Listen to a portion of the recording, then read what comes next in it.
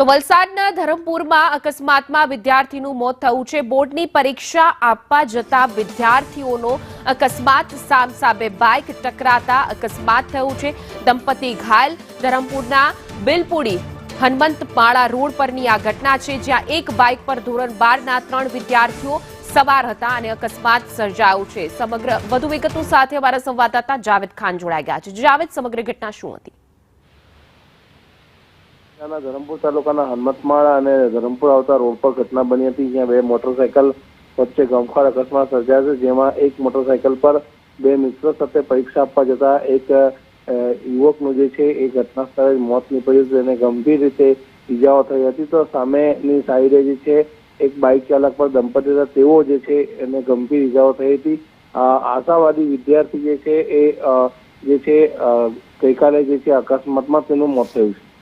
જી જાવેદ, સમગ્ર માહિતી બદલ આપનો આભાર।